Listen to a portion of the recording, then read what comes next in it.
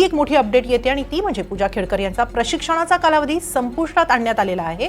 तात्काळ मसुरीला हजर होण्याचे आदेश त्यांना डीओपीटी म्हणजेच केंद्राच्या कार्मिक आणि प्रशिक्षण विभागाने दिलेत। विशेष म्हणजे एखाद्या आयएएस अधिकाऱ्याचा प्रशिक्षणाचा कालावधी मध्येच संपून मागे बोलावण्याची ही देशाच्या इतिहासातली पहिलीच घटना आहे। पूजा खेडकर यांना पुढील कारवाईसाठी कुठल्याही परिस्थितीत 23 जुलैपूर्वी मसुरीच्या लाल बहादूर शास्त्री राष्ट्रीय अकादमीत हजर होण्याची सूचना या आदेशात नमूद करण्यात आलेली आहे। पूजा खेडकर प्रकरणामध्ये राज्य सरकारने 11 जुलै रोजी सविस्तर अहवाल दिल्यानंतर केंद्र सरकारच्या कार्मिक आणि प्रशिक्षण विभागाने ही कारवाई केली आहे।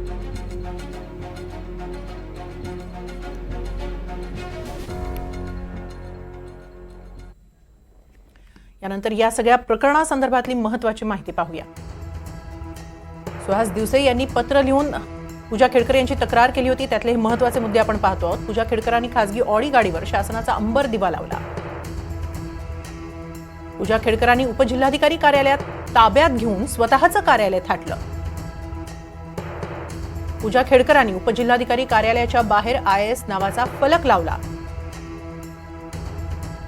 पूजा खेडकरांनी सेवेत खोटी प्रतिष्ठा मिळावी यासाठी प्रयत्न केले। पूजा खेडकरांचं एकूण वर्तन प्रशासकीय सेवेला शोभेल असं नाही, असंही या पत्रात नमूद करण्यात आलं। पूजा खेडकरच्या वडिलांचंही वर्तन आक्षेपार्ह असल्याचं सांगण्यात आलं।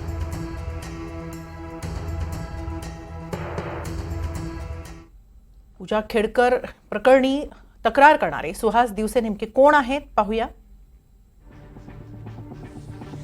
पुण्याचे विद्यमान जिल्हाधिकारी आहेत सुहास दिवसे। याआधी पुण्यामध्ये विविध महत्त्वाच्या पदांवर त्यांनी काम केलंय।